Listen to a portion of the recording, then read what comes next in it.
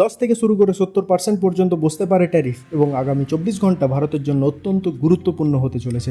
তো hello guys, আমি প্রতীক এবং ফিনান্সিয়াল মার্কেট এক্সপার্ট পেজে আপনাদেরকে খুব স্বাগতম। তো বন্ধুরা, আজ থেকেই ট্যারিফ লেটার পাঠানো শুরু হয়ে গেছে। ট্রাম্প সরাসরি জানিয়েছেন যে যেসব দেশ আমেরিকার সঙ্গে ট্রেড ডিল করেছে তাদের কোনো সমস্যা নেই, কিন্তু যাদের সঙ্গে এখনও কোনো সমঝোতা হয়নি তাদের লেটার পাঠানো শুরু করে দিয়েছেন ট্রাম্প এবং 1 আগস্ট থেকে সরাসরি তাদের পণ্যের ওপর ট্যারিফ বসবে। এখানে কিছু গুরুত্বপূর্ণ পয়েন্ট আমাদের চোখে রাখতে হবে যে যারা ট্রেড ডিল করেনি তাদের ওপর 10 থেকে শুরু করে 70% পর্যন্ত ট্যারিফ বসতে পারে এবং আজকের দিনে 10 থেকে 12টি দেশের উদ্দেশ্যে এই ট্যারিফ লেটার পাঠিয়ে দেওয়া হয়েছে।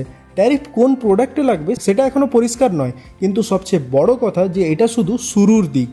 তো চলুন বন্ধুরা, ভারতের পরিস্থিতি কি সেটা আমরা দেখে নিই। আমরা সবাই জানি যে ভারত থেকে কিছু গুরুত্বপূর্ণ প্রতিনিধি আমেরিকায় গিয়েছিলেন, যেমন পীয়ূষ গোয়েলজি, কিন্তু এখনও কোনো অফিসিয়াল ট্রেড ডিলের ঘোষণা আসেনি। পীয়ূষ গোয়েলজি বলেছেন যে আমরা কোনো ডেডলাইনের চাপে পড়ে চুক্তি করব না, ভারতীয় স্বার্থ সবচেয়ে গুরুত্বপূর্ণ, মিউচুয়াল বেনিফিশিয়াল কিছু শর্তে চুক্তি হলে তবেই সেটা স্বাক্ষরিত হবে। মিনি ট্রেড ডিলের কথা উঠেছে, যেখানে সম্পূর্ণ না হলেও 50% টপিক নিয়ে আলোচনা হয়েছে। এখন ফোকাস হচ্ছে আগামী 24 ঘন্টা। আগামী 24 ঘন্টা ভারতের জন্য অত্যন্ত গুরুত্বপূর্ণ।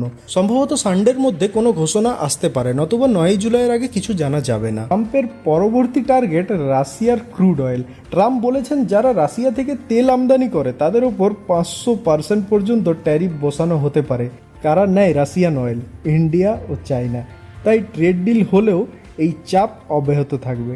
ভারতের জন্য আগামী 4 দিন চরম অনিশ্চয়তাপূর্ণ হবে।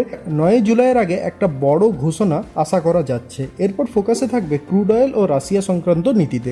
তো আশা করি বন্ধুরা ট্যারিফ নিয়ে গুরুত্বপূর্ণ পয়েন্টগুলি তুলে ধরতে পেরেছি আপনাদের সামনে। তো বন্ধুরা, ভিডিওটি ভালো লাগলে আপনাদের লাইক, শেয়ার, সাবস্ক্রাইবের জন্য অসংখ্য ধন্যবাদ। সবাই ভালো থাকবেন, সুস্থ থাকবেন। জয় হিন্দ, জয় ভারত।